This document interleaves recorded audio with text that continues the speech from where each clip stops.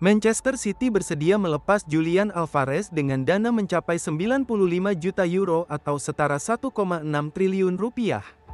Jika Atletico Madrid sepakat, maka bisa jadi transfer tersebut akan jadi yang terbesar musim panas ini.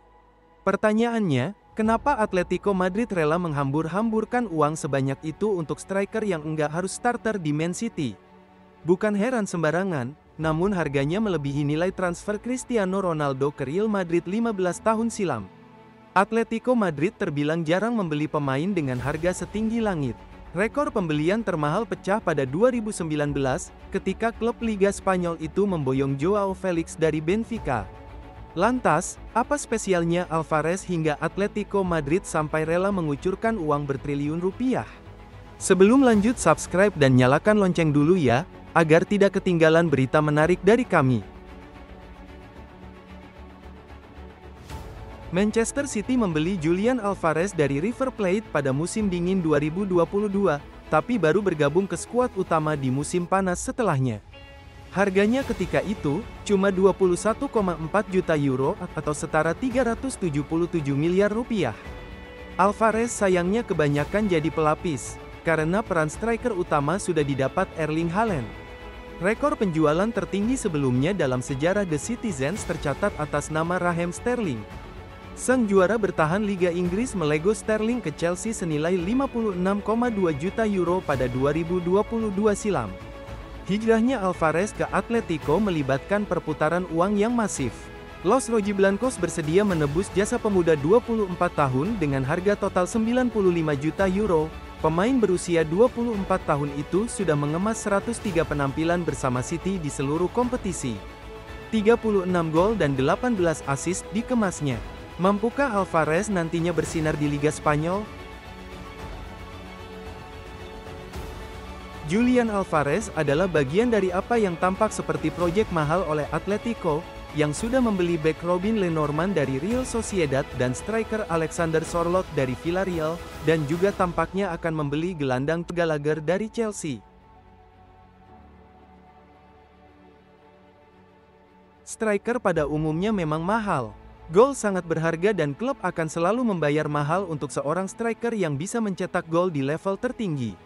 West Ham United baru saja membayar sekitar 35 juta dolar untuk pemain internasional Jerman Niklas Füllkrug, yang memiliki rekor mencetak gol serupa musim lalu tetapi 7 tahun lebih tua dari Alvarez dan akan memiliki sedikit nilai jual dalam beberapa musim. Atletico Madrid membutuhkan striker berkualitas tinggi. Musim lalu, mereka finish keempat di La Liga dan hanya mencetak 70 gol Liga, 15 gol lebih sedikit dari peringkat ketiga Girona.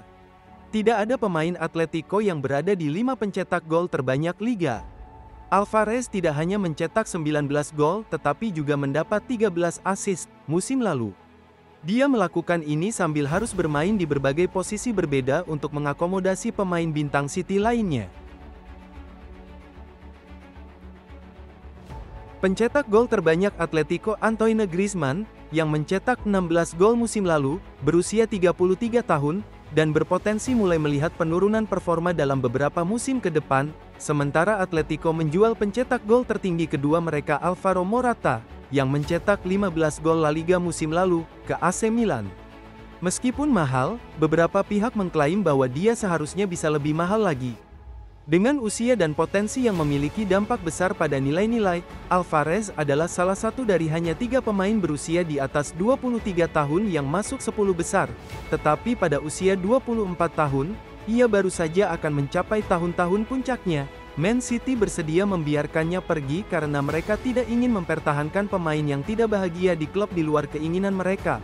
Walaupun kontraknya di Manchester masih akan berjalan hingga 2028, dan kontrak panjang itu menambah secara signifikan perkiraan nilai transfernya.